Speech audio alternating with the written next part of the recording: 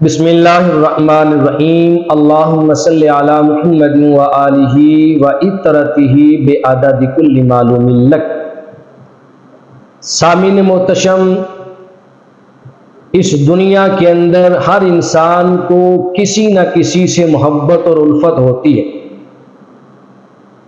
بڑے بڑے محبت کرنے والے دیکھیں، کسی کو اپنے والدین سے محبت ہے، کبھی شوہر کو بیوی اور کبھی بیوی کو شوہر سے محبت ہے، کبھی اپنی اولاد سے محبت، کبھی اپنی جائیداد اور پراپرٹی سے محبت ہے، کبھی اپنے گھر بار سے محبت ہے۔ ہر انسان کے دل میں اللہ نے محبت کا پہلو رکھا ہے۔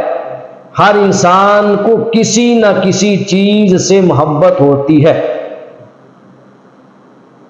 لیکن محبت کے اندر ہم نے آج تک یہ نہیں دیکھا کہ ایک محبت کرنے والا جو محب ہے اسے اپنے محبوب کے لعاب سے بھی محبت ہے، اپنے محبوب کے لعاب کو بھی نگل جائے، اس سے بھی محبت کا اعلان کرے۔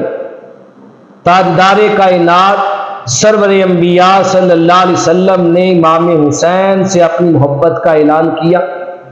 امام حسین نے آخری دم تک اس محبت کے وعدے کو نبھا کے دکھایا۔ میدان کربلا میں اپنا سر دے دیا، دھڑ دے دیا، خون کی ندیاں بہا دی، اپنا سارا خان وعدہ دین اسلام کے لیے پیش کر دیا، اور اپنے نبی، اپنے نانا، اپنے محبوب اور اپنے محبوب محمد مصطفیٰ صلی اللہ علیہ وسلم سے محبت کا عہد و پیمان کس انداز سے نبھایا۔ اور میرے مصطفیٰ صلی اللہ علیہ وسلم نے امام حسین سے محبت کس انداز سے کی۔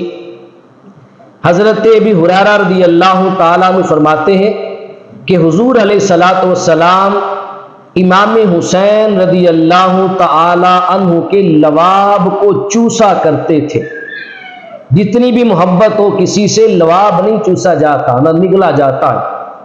میرے مصطفیٰ امام حسین کے لعاب کو چوس رہے ہیں۔ حدیث پاک میں آپ فرماتے ہیں کہ یمتص لعاب الحسین کما یمتص الرجل التمرۃ، کہ آقا دو جہاں سرور انبیاء صلی اللہ علیہ وآلہ وسلم امام حسین کے لعاب پاک کو ایسے چوستے تھے جیسے کھجور کھانے کے بعد کھجور کی گٹلی کو منہ میں رکھ کر چوسا جاتا ہے۔ اس قدر امام حسین کے لعاب کو چوس کر حضور نے بتا دیا کہ حسین کا میرے ساتھ شدید اتصال ہے، شدید قربت ہے، شدید محبت کا رشتہ ہے۔ یہ محبت اور قربت کی جانب اشارہ ہے۔ تو میرے مصطفیٰ صلی اللہ علیہ وسلم نے ہر مقام پر اپنے نواسے امام حسین رضی اللہ تعالی عنہ کی محبت کی تعلیم دی اپنی امت کو۔ اور تعلیم کیسے دی؟